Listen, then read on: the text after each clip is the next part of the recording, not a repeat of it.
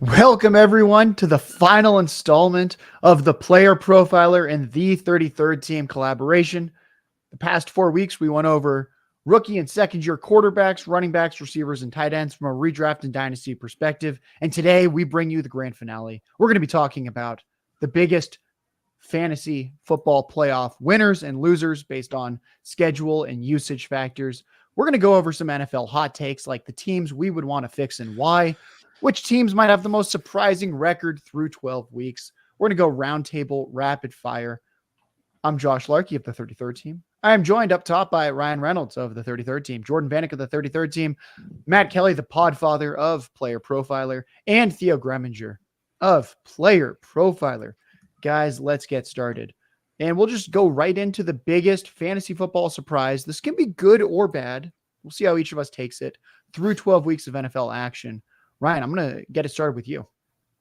Yeah, I'm going to go with Bijan Robinson, Josh. I bet on Bijan Robinson to win the Offensive Rookie of the Year in May. I thought he was going to have a big-time year. And, he's been fine, fluid athlete, cut stacker, all those good things. But his usage with Arthur Smith, I didn't see that coming at all. I think it's disappointed all of us. Disappointed is probably too kind of a word, actually, gentlemen. But I'm going to go with Bijan. I'm very surprised with how things have gone so far this season. Matt, lift us up a little bit. Maybe someone who's surprised us in a good way this year. Oh, well, there's been how many different guys surprised us? There were so many. How many guys just on Houston surprised us? I was late to updating this list. And the problem, if you're the fifth person updating a list of the top surprises, the top league winners, the top disappointments, then you're like, oh, well, this guy, no, Puka's taken.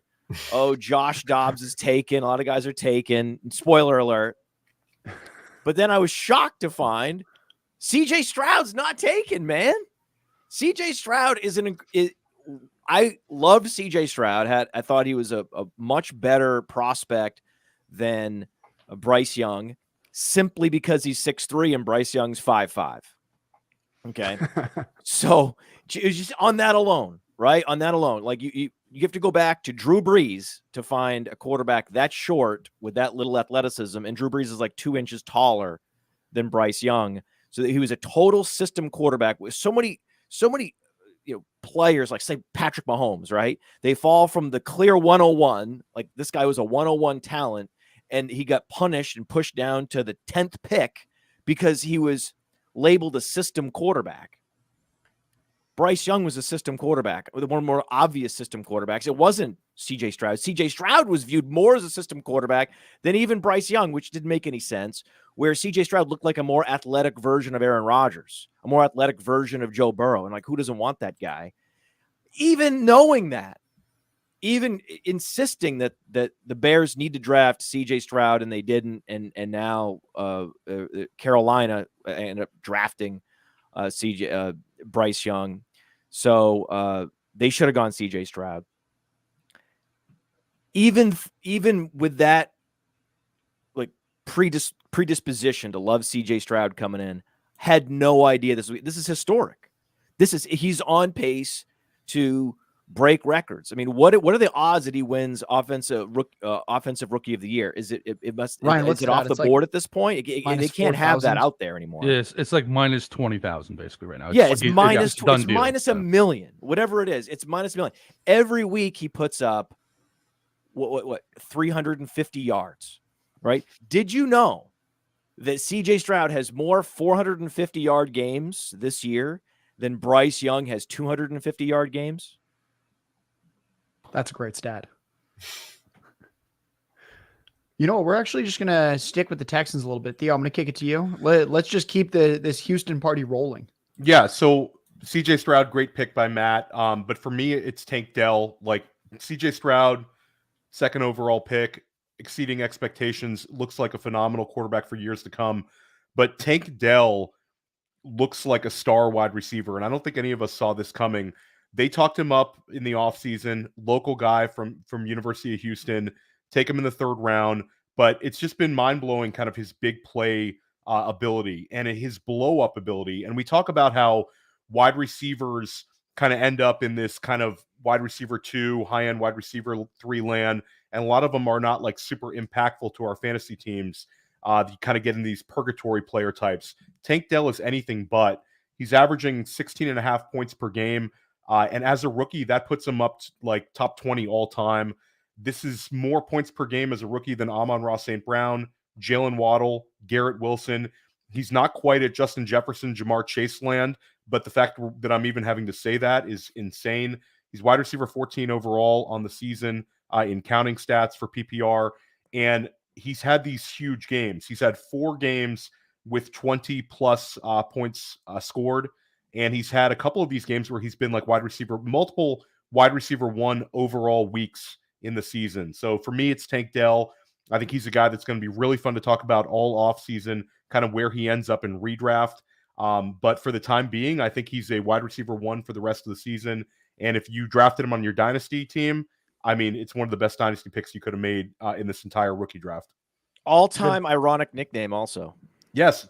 You know, that's funny because the big, strong Tank Bigsby has underperformed, and the Tank Dell, who's like $170, is just crushing it.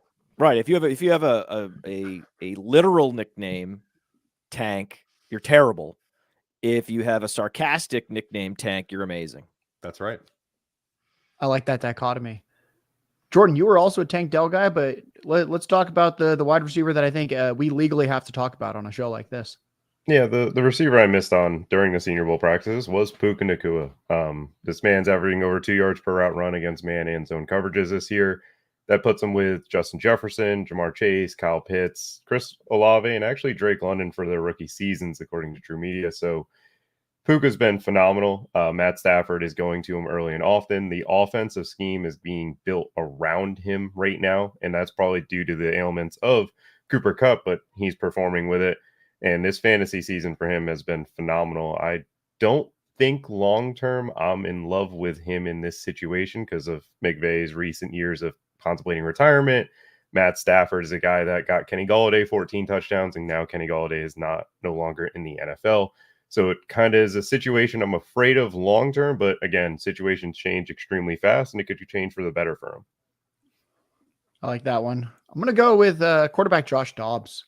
He was traded for by Arizona at the very last second. Remember, it was going to be Clayton Tune. Clayton Tune was going to start, and then at the very last second, they go, you know what? We're just going to grab Josh Dobbs, the NASA engineer. And it seemed like he was going to be the spot starter for a tanking Cardinals team. He's bounced around the league. Now, suddenly you look up, and he's averaging 18 fantasy points per game. He's playing on his second team of the year, and he has an outside shot now to be a team starting quarterback in 2024. If you want to look at fantasy points, he's third among quarterbacks with 5 games of at least 22 fantasy points. Josh Dobbs has been a spike week monster, and I don't think any of us could have seen something like this coming. And not just that he's actually played reasonably well at times, but the rushing has been a revelation. I believe he's still second in rushing yards among quarterbacks behind only Lamar Jackson. And that is crazy to think when Josh Dobbs is the name attached. Now, before we get to our biggest NFL team surprises based on records, speaking of 3013 Player Profiler, we all love podcasts, and you should be checking out on the Player Profiler Fantasy Football Podcast Network is First Class Fantasy with Theo on this show, and Billy Muzio, also of Player Profiler. If you want in-depth breakdowns of fantasy situations, if you want them to merge the film and the data together harmoniously, if you want 2 podcast co-hosts that you can tell are real-life friends as you're listening in, First Class Fantasy, it's always free to listen to in the Player Profiler Fantasy Football Podcast Network. With that being said, let's hit on our biggest NFL surprise teams through 12 weeks of NFL action.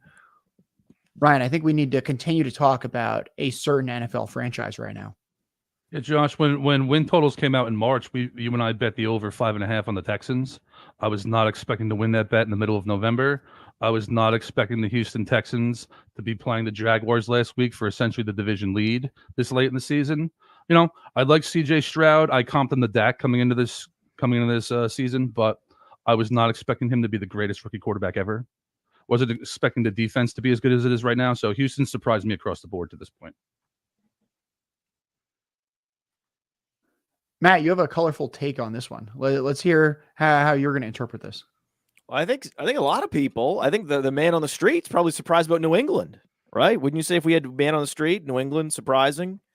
Jeez, they have Bill Belichick. They have Belichick, guys. They've got a great coach, man. He's awesome.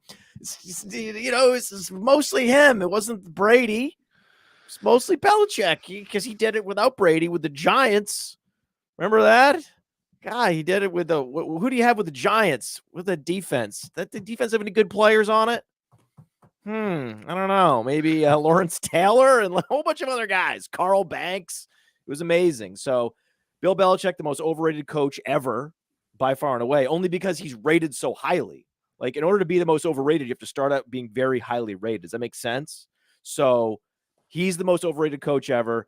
I absolutely saw this coming because you go down the board of all their positions and you're like, okay, this is an underwhelming position group. This is an underwhelming position group. And it turns out that what a football team is not the coach. It's a collection of players that make up units. And then those units have to go out and execute.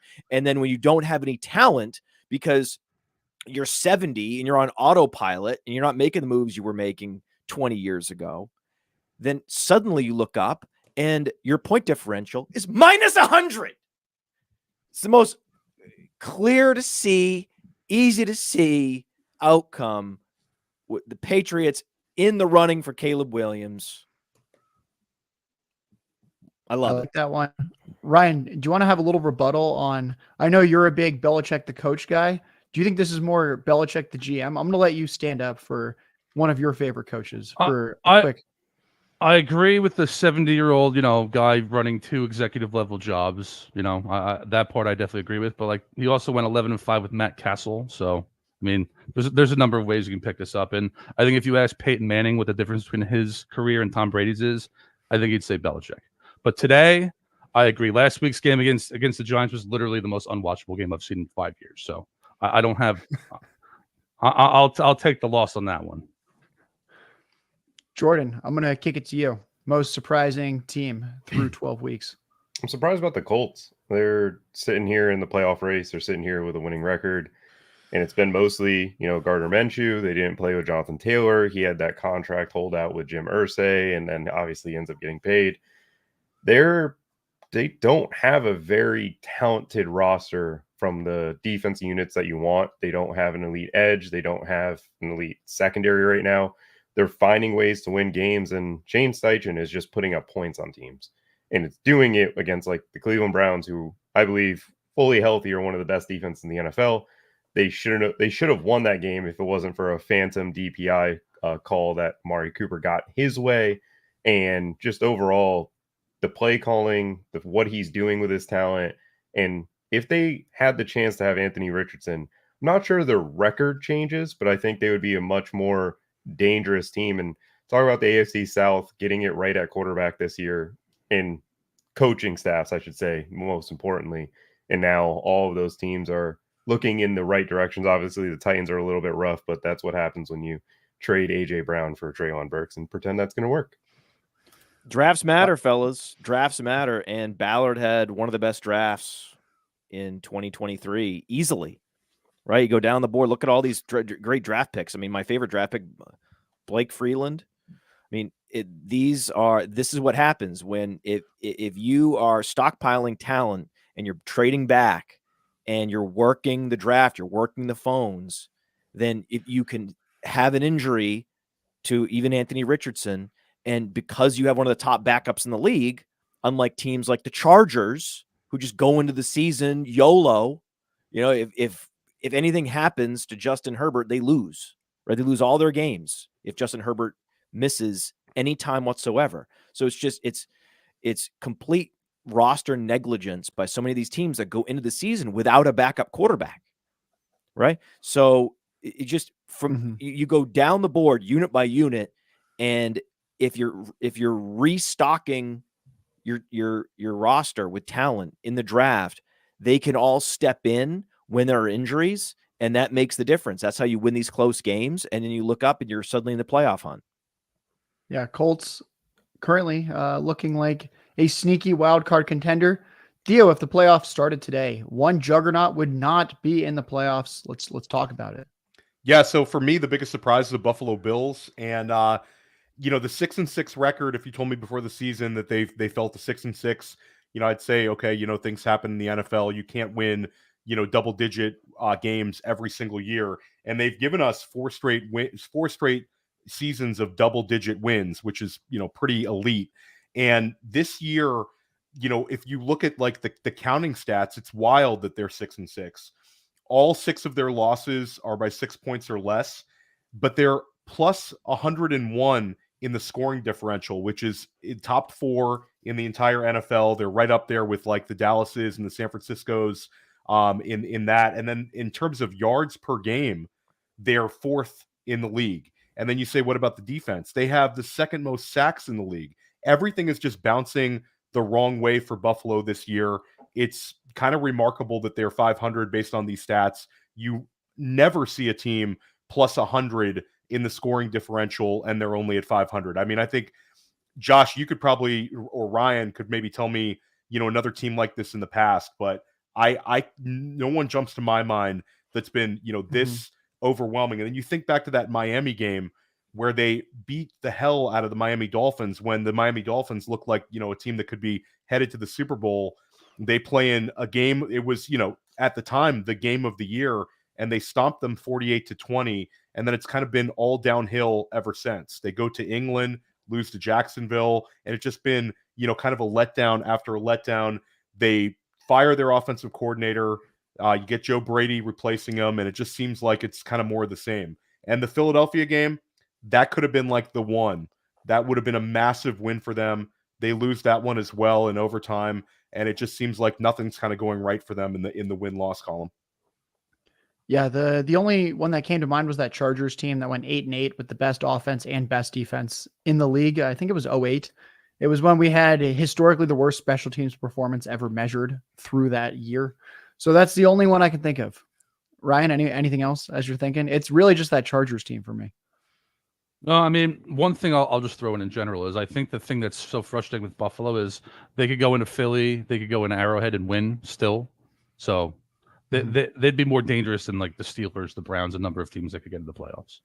They're lacking depth, though. This is the thing. They've been drafting like shit. Yeah. Okay? That was a luxury pick in the first round.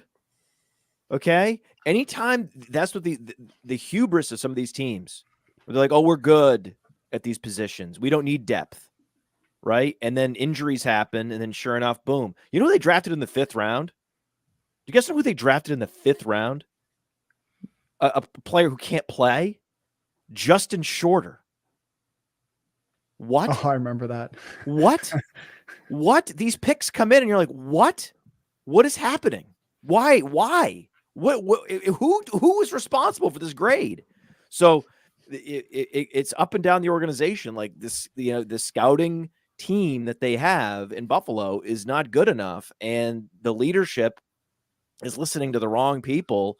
And again, it's hollowing out the roster year over year, because if you're going to pay a Josh Allen, you're going to pay top, a quarterback in the 300 million plus range, you're going to have to, the margin for error of the rest of your roster is much lower. You can't be punting picks. You can't be making these kinds of mistakes. Let's be positive for a minute. Let's talk about the Vikings. The Vikings came into this season with what I think we'd all agree was a pretty fragile roster on paper. It seemed like everything kind of hung in the balance of their pass attack.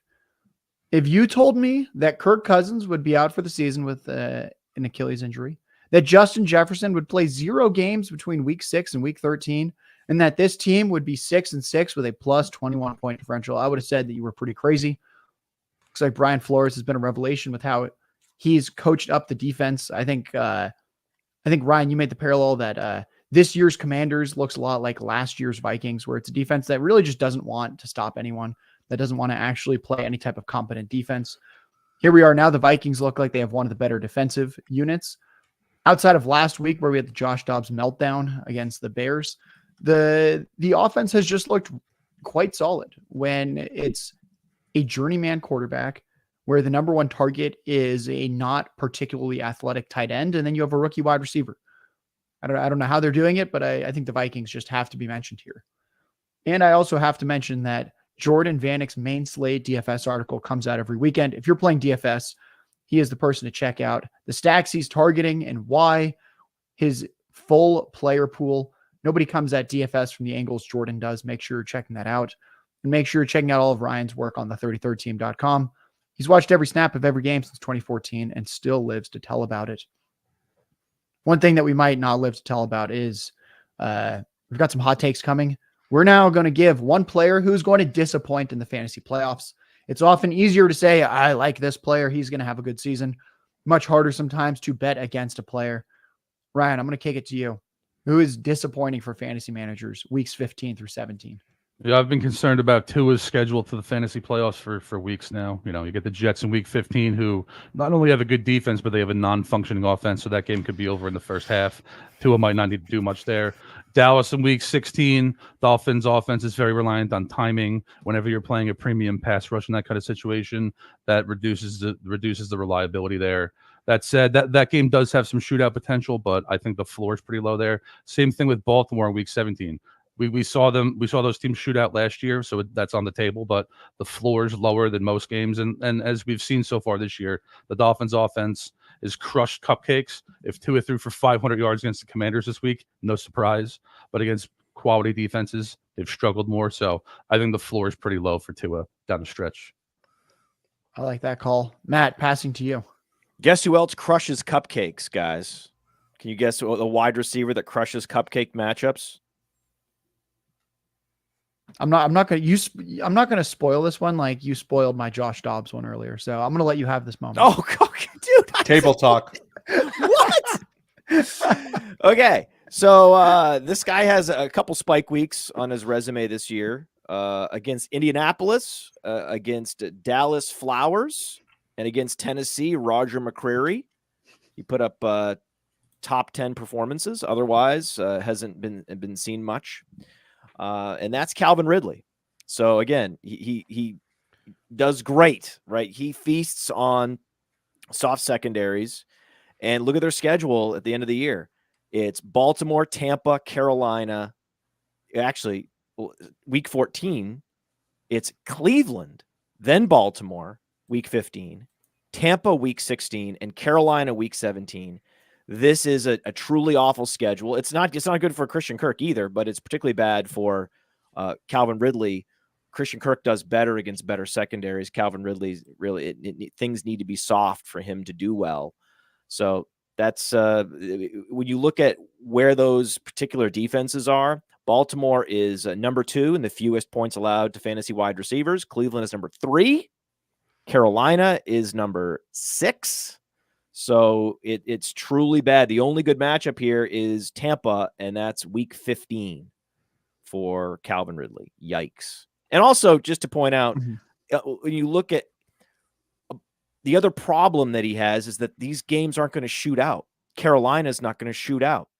Even Tampa's probably not going to shoot out. Cleveland's not going to shoot out. So again, the ceiling outcomes are not there for him. And then the median is actually quite low. Like the mean projection that you're gonna assign to Calvin Ridley any given week is going to be low because of the matchup's bad and he hasn't been good.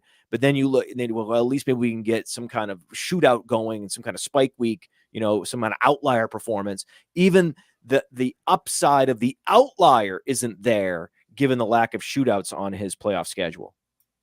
That's a good call there. Jordan, who's disappointing for you at the quarterback position?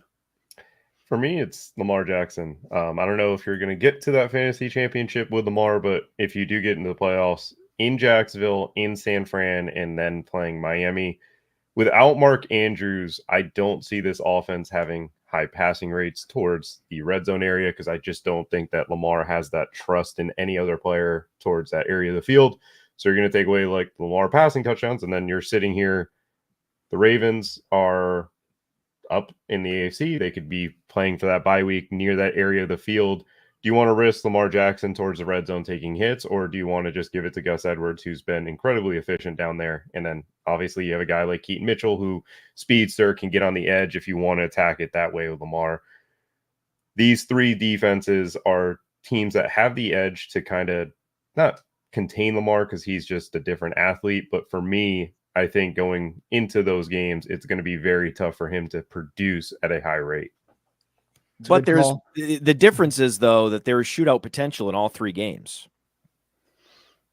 I don't know with I guess with Jacksonville, you could say that they're going to shoot out, but I don't know. I don't. They're going to have to. Jacksonville's just going to put up some points. It's not going to be a low scoring game.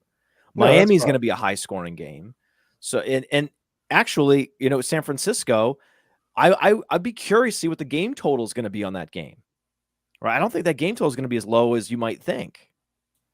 I think with these Baltimore secondary and the way that San Fran's front four is playing, I will be betting the under in that scenario. And I mean, the last time we had a Miami-Baltimore game, Jordan, I played the stack. I wrote that one up for me as a player who played Tyreek Hill, Tua, and Jalen Waddle in that game. But these teams are Vic Fangio is one of the best defensive coordinators in football.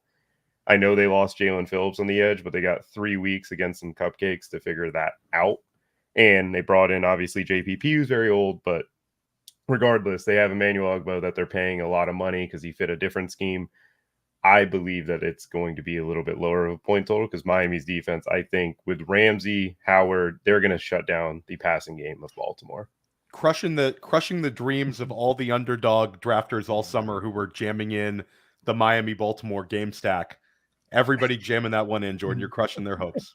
Hey, what I love is that in a few weeks we will know the answer to this one. So yes, I'm looking forward to that. Yeah, you got to hope for bad weather there. It's in Baltimore, so you got to be right there. I think you got to hope for bad weather. It's true. I mean, you got to get to the championship first. And San Fran and Jacksonville are not 2 teams that I expect him to have ceiling games against. Yeah, let's throw this in here too. The Ravens just got shut down by the Chargers and in front of a national audience. This offense is obviously Lamar Jackson can carry this team against anyone. He can run for 100 yards, 2 touchdowns, go crazy. But I think the floor here again is a little dicey. Let's turn to a player that I don't think is going to get you to the fantasy championship. Theo, who's going to disappoint fantasy managers? Yeah, so I think it's Saquon Barkley, and I agree with you that he's one that probably won't be in too many fantasy championship games, but everybody's going to point to the spike week he had against Washington where he was RB1 overall, gave you a classic Saquon 30-point game, but that's the outlier. He's had 2 sub 8-point performances, one before, one after that Washington game. Now they go into the bye week.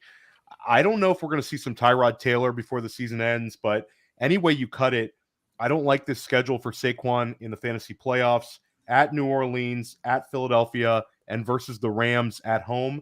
And you say, it's Saquon. He could always have a big outlier receiving performance against those strong defenses, but it just hasn't been there. He's only had 1 game with more than 3 receptions over his last 6 games. We just don't see that receiving ceiling for Saquon. It's an offense I don't want any pieces of in my fantasy lineup. And it's sort of like, game theory wise, when you get to a championship, you have that allure to play these guys that have given you big fantasy performances in the past, and I think he could end up getting some fantasy managers who should be looking for a pivot that has a better potential for a spike week, at least a better potential to deliver you that score that you really need to win a big fantasy championship matchup. The Eagles only allow 10 fantasy points per game to opposing running backs total. All the running backs on the opposing team, when they face the Eagles, they can only put up at 10 points. It's nasty what they're doing. Yeah, and the rushing yards. That is? The rushing yards per game for Philly, they're averaging like it was some discrepancy. Ryan, correct me if I'm wrong, but I think Denver is allowing like 100 more rushing yards per game than Philadelphia is on like the opposite ends of the spectrum. It's like we're playing in different leagues here.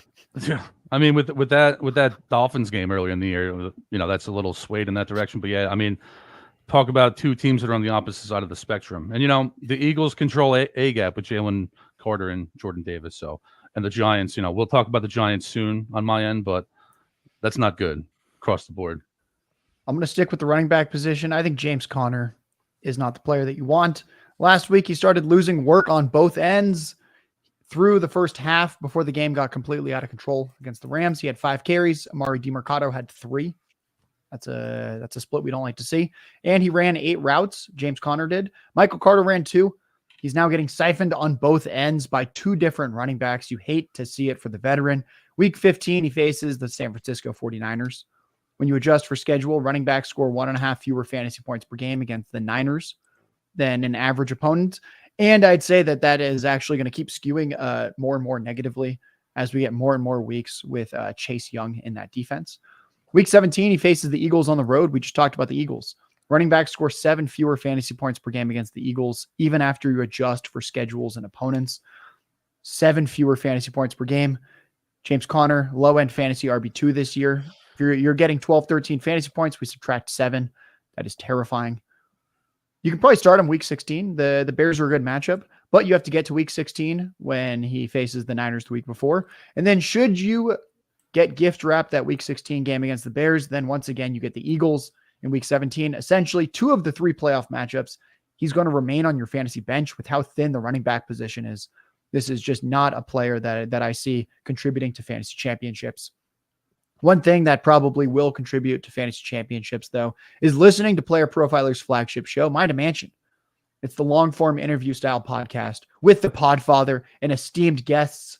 This week, it's with the legend, formerly of Roto World, now with 4for4 John Daigle. Other recent guests include Alex Caruso, Ian Hartitz. It's always star-studded.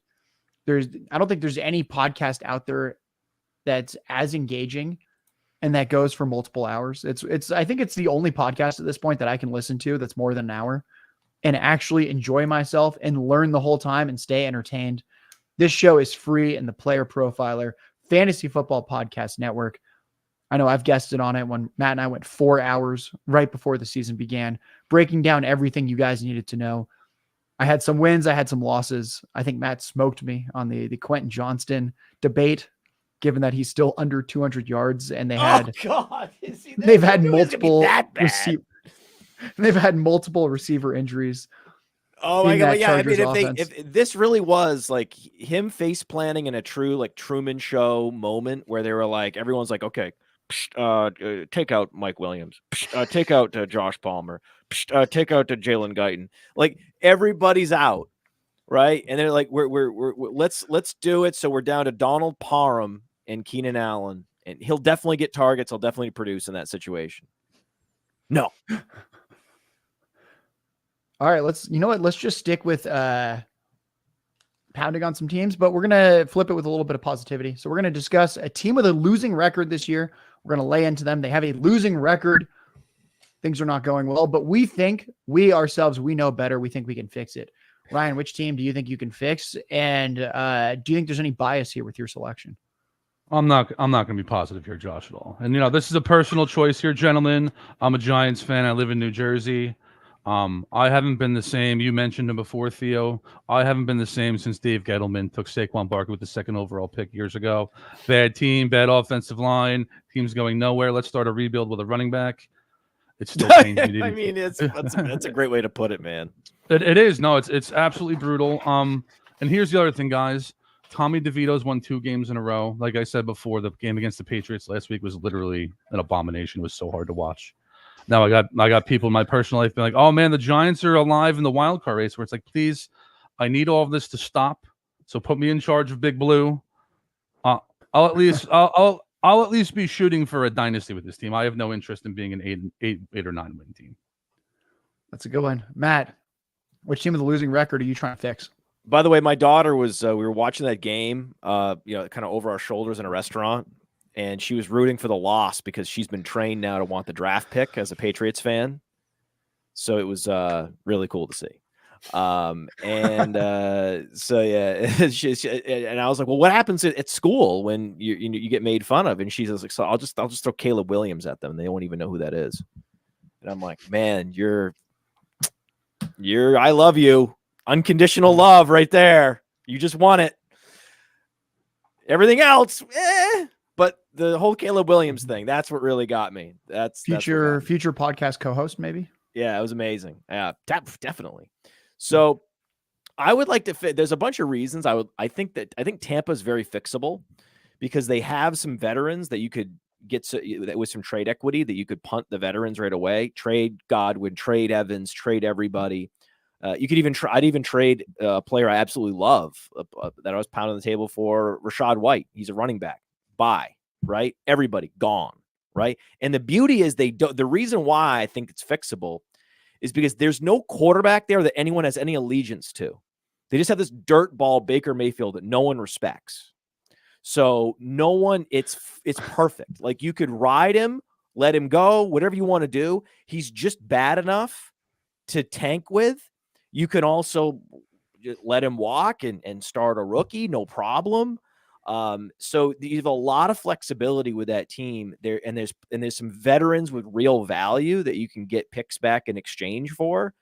So I think that would be and most importantly, they already have their anchor left tackle in his prime, which is the hardest thing to find. So if you already have the anchor left tackle in his prime, I can build around everything else. It's that piece, right? Remember when the Lions drafted Sewell and it was like, hey, Atlanta, these chances don't come around very often, and you're going to draft a tight end. That was one of the, did you know that currently in fantasy football, Jonnu Smith has more fantasy points than Kyle Pitts?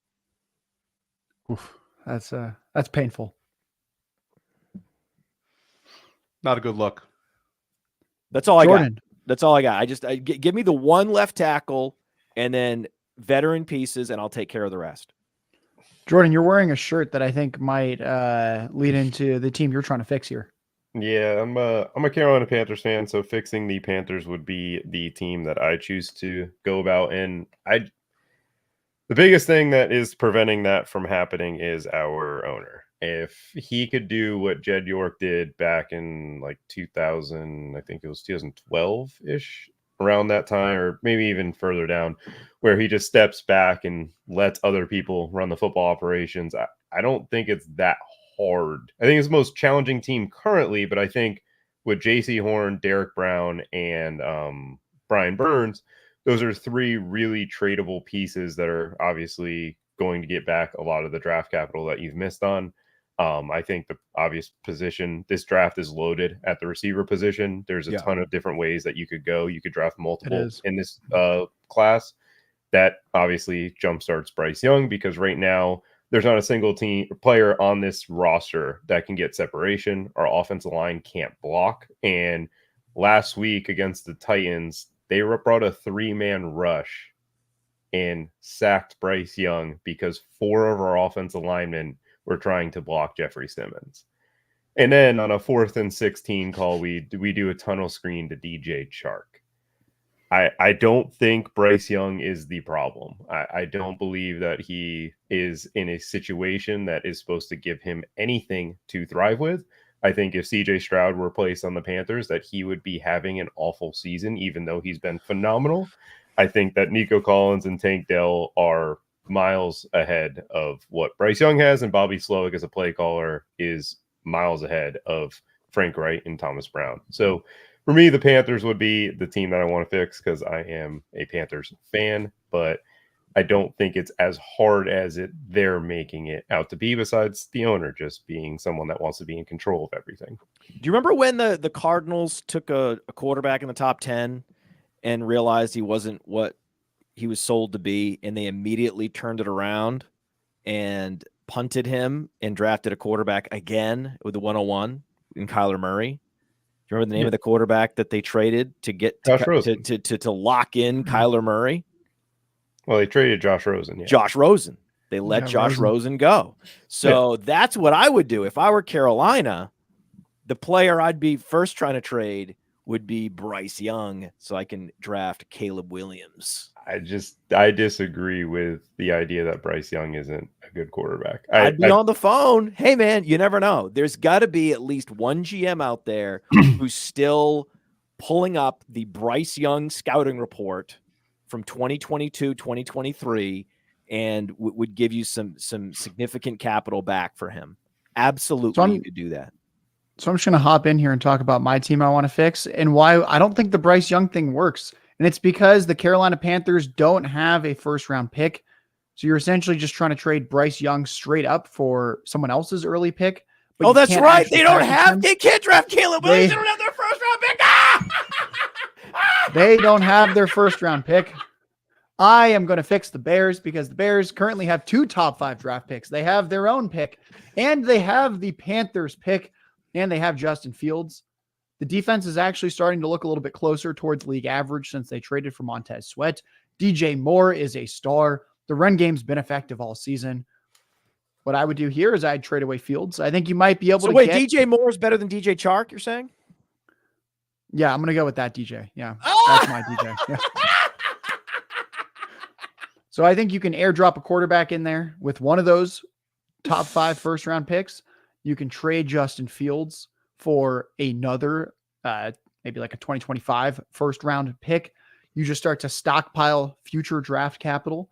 You have another top 5 first that you can use on the offensive line or the defensive line or a wide receiver. I think this is one of the most desirable teams to help guide through the rebuild at this point. If they use their draft capital properly, that's why I'd want to hop in there into the reins and fix that team.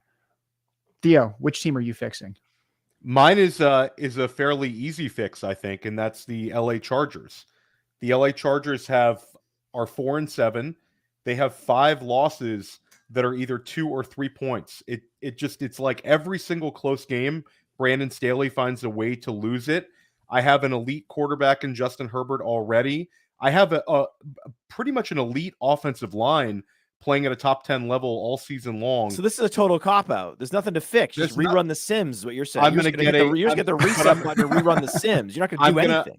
I'm going to hire a competent head coach, and then I'm going to use that. I'm going to use my top 10 pick on a pick that Matt will not like, but I'm going to go ahead and get Brock Bowers. I'm going to take Brock Bowers in the top 10 of the NFL draft, and I'm going to attach the greatest tight end prospect we've ever seen to Justin Herbert, and we're going to sit back and we're going to relax, and we're just going to watch the Bowers Herbert show for the next 5-6 years. And I think that's such an easy fix. This team is close enough, add an really big time impact player to the offense in Bowers, get a competent head coach, and we're right there in the AFC. Yeah, and you don't need a receiver because you drafted one in the first round last year, so you're set there. We still might take a receiver. I think if they don't take Bowers, it still might be a Malik Neighbors situation. I love Keenan Allen, and Keenan Allen's definitely going to be very much back next year and contributing. He doesn't show any signs of aging, but Father Time is undefeated. You've got to think about a guy. Quentin Johnston's not the guy. Josh Palmer's not the guy. But Brock Bowers serves 2 purposes. They're poor tight end production. You add an elite one, and then potentially he could be a number 1 target type player at the tight end position for Herbert. But I don't think if they, you talked about how good this wide receiver class is, Jordan. I think if you don't go with Bowers in the top 10, like a Malik Neighbors is going to be there. It's a really special class for pass catchers.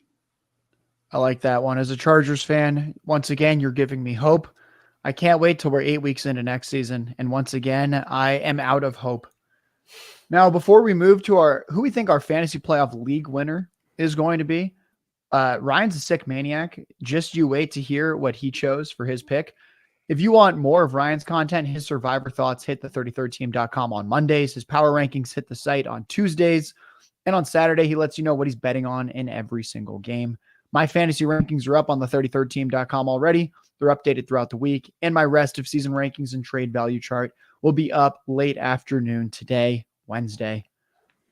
Let's turn to the fantasy playoff league winner. Ryan, you sick maniac. Which is it? It's got to be a quarterback, a running back, receiver. Maybe there's a tight end you like. Where are we going here? I always go with the defense, Josh, because no one else talks about them, and I get it. Everything else is more exciting, but you can make margin with the right defense and the right matchups when it comes to money-making season. Week 15 at New England, you get the Kansas City Chiefs versus the Patriots. We've talked about the Patriots offense a lot today. Disgusting. Multiple interceptions are on the table. Chiefs are probably going to win that game with margin. Next up, Aiden O'Connell's Raiders in Week 16. Another excellent matchup where the Chiefs come in by margin, sacks, turnovers galore. And then Week 17, you get Jake Browning's Bengals. Oh, God. 3, this is crazy. I feel exactly the same way. 3 smash spots for the Chiefs defense. I like them. If you're in Week 17, you're facing the Eagles versus the Giants. Smash spot for the Eagles. The 49ers against the Commanders. The Chiefs are one of the ways you have a shot to close the gap in terms of fantasy points. I like that call a lot. Matt, I'm going to kick it to you. Who's your fantasy playoff league winner? All right, one of my favorite players for fantasy the last few years, Tony Pollard. How about them Cowboys? Right? The Cowboys have been awesome. Their offense has been the best in the league lately. And guess what? It didn't have anything to do with Kellen Moore, offensive coordinator people. Oh, everyone's all about the OC. Well, I can't imagine how the Cowboys can produce without Kellen Moore. Geez, this is surprising that they're playing it just at the same efficiency, same pace of play, even top 3 pace of play. Lately, no Kellen Moore, no problem. Look at the schedule to close it out for Tony Pollard. At Buffalo, at Miami, versus Detroit. It doesn't get any better than that. Now, are these the defenses that give up the most points to running backs? No, that's Carolina, that's Arizona, that's Denver. These are teams with, hollowed out front sevens that are usually giving you lots of positive game scripts. But the way Tony Pollard scores points is also in the passing game. And so you want with Tony Pollard shootouts. What's the game total going to be? Cowboys at home against Detroit in the fantasy football Super Bowl. That game total is going to be like 52.5. Miami is going to be a 50-point total. Buffalo is going to be a 50-point total unless there's weather. Okay. So you're just, there's a lot of touchdown upside on the table in the fantasy playoffs for Tony Pollard, maybe more than any other running back in fantasy. That's a great call right there. Jordan, this player is currently concussed. You are still a believer. He's disappointed all season. A lot of the peripherals are strong. Who are we going with here? For me, it's Chris Olave. Obviously, you got to make it to there with him probably being out for this upcoming week with his concussion history. But you look at the playoffs, Giants, Rams, Buccaneers. Giants run a lot of man coverages. He is the go-to for Derek Carr against that type of look. And I believe he has a boom game in that matchup, especially that they're in a dome. It's a nice situation. You avoid all the weather that a lot of these teams have. And then they travel to another dome game with the Los Angeles Rams. Their boundary corners are getting beat deep. A lot of quarterbacks are underthrowing these passes. I can think of 3 to Hollywood Brown from Josh Dobbs, and I think Kyler even overthrew him last weekend. But regardless, it's another matchup that I like for Chris Olave to win and get a lot of targets and then come bring it home in Tampa Bay in December. That's a fantastic weather spot to be in. It's going to be nice and probably in the 60s, and a spot where Zion McCollum right now has been playing a lot, and they run a lot of cover 3 looks without Michael Thomas because I don't expect him to be coming back. Chris Olave is the absolute go-to for Derek Carr in the situation. They don't have their other players there, and we know Tampa Bay is going to stop the run, so I don't expect an Alvin Kamara game. I expect them to have to beat them with Chris Olave down the field. I like that call. Theo, we talked about this player earlier. Is there any hope for a certain star running back? So the league winner is going to be Bijan Robinson. Bijan Robinson is the chosen one. Bijan Robinson, Ryan, is going to be headed to the 2024 first round in redraft like we always plan, and you're starting to see it happen. The last 2 weeks, he has 229 combined yards. He gave us a 27-point PPR week last week. Looked phenomenal. He also got 6 targets last week. The week before, he gave us 17 points. It was less work in the passing games, but he got 20-plus carries. Whatever they're doing, they're going to get Bijan Robinson the football. And when you look at the schedule, Matt talked about Carolina, how poor they are against running backs. Bijan Robinson will get to play Carolina and Indianapolis in the first 2 weeks of the fantasy playoffs. And then in the fantasy championship week, they're at home versus Chicago. And that's a game where you could just see Bijan Robinson going nuts. And guys, it's happening. Ryan, for the frustration Bijan Robinson fantasy managers had at the beginning of the season, I think that's in the rear view. I think Bijan is here. Bijan's going to have blow-up weeks for the rest of the season. I think he's going to have 3 straight 20-point weeks in the fantasy playoffs. Josh, are you ready to draft Jamar Chase in the middle of the first round over and over and over and over again next year? You know, this whole season with Tyreek Hill, it's all shaping up. You know, Christian McCaffrey's going to be the 101 again next year. He's going to be back in the clear consensus 101 slot. Jefferson, you know, Jefferson's missing this time without Kirk Cousins, so you're not getting underwhelming performances from Jefferson, so everyone's just going to assume he's going to be back what he was. This means you're going to get a discount next year in the first round on Jamar Chase. Big time. I can see myself if it picks 5, 6, 7, you can get Jamar Chase and Bijan Robinson. I think I'm going to have a heck of a lot of each of them. So Guys, Let's save it. Let's do a 30-13 player profile. I want early mid draft. first round picks Early next draft. year. Chase and Bijan all day. folks, before I give away my fantasy playoffs league winner, even after I do that, the show's not over because everyone out there wants our Super Bowl predictions. Everyone wants our Super Bowl predictions. We're going to rapid fire our Super Bowl predictions to end this show. And just a reminder that you should be following everyone here on the Twitter/X universe. Ryan is Ryan Reynolds NFL, or as I like to say, the more famous Ryan Reynolds on Twitter. Jordan is Jordan Vanek DFS. Matt Kelley, the Podfather, is fantasy_mansion. And Theo Gremminger is at the OG Fantasy. And you can find me at J Larky Tweets. Now, my fantasy playoffs league winner. This is someone where if we go back to my player profiler days, I was always very high on him. We had some incredible seasons. We just in general had incredible games anytime he's been healthy. This year, he most certainly has been healthy. He's playing in an elite offense. It's DeAndre Swift. He's borderline monopolizing touches right now in this Eagles backfield. We just need slightly fewer plays of theirs to end at the 1 yard line because then they push it. Even still, the past 4 games, DeAndre Swift has 11 red zone carries. He has 5 goal line carries over his past 3 games. He's reached 31 receiving yards in 4 contests. Everything is shaping up that we know the big games are there. We've seen him flirt with 30 fantasy points already this year. And in the fantasy playoffs, week 15, Seattle Seahawks. Adjusting for schedule, number 5 in fantasy friendliness to running backs. Running backs averaging 4 more fantasy points per game, even after adjusting for schedule against the Seahawks. Then he gets the Giants in week 16. They're number 12 in schedule adjusted fantasy points allowed. And then in week 17, when all the marbles are there, the Arizona Cardinals giving up 7 more fantasy points per game on average to running back rooms when you adjust for schedule. That is second best in the NFL. This is all setting up for a talented player on a talented offense in DeAndre Swift, who puts up top 5 numbers at the position during the fantasy playoffs. Before we get to our Super Bowl predictions.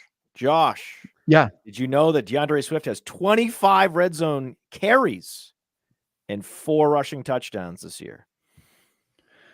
I have to think it's kind of like a Tony Pollard situation. We have to think the luck starts to shift, regression hits. It would not surprise me if we got 5 total touchdowns each from Pollard and Swift during those final 3 weeks. Reminder one more time, this is the final installment for this season with Player Profiler and the 33rd team. First Class Fantasy with Billy Muzio and Theo. That is in the Player Profiler Fantasy Football Podcast Network, and so is Mind of Mansion with the Podfather and special guests like John Daigle. Those are both free to listen to in the Player Profiler Fantasy Football Podcast Network, and those are just 2 of many shows in that network.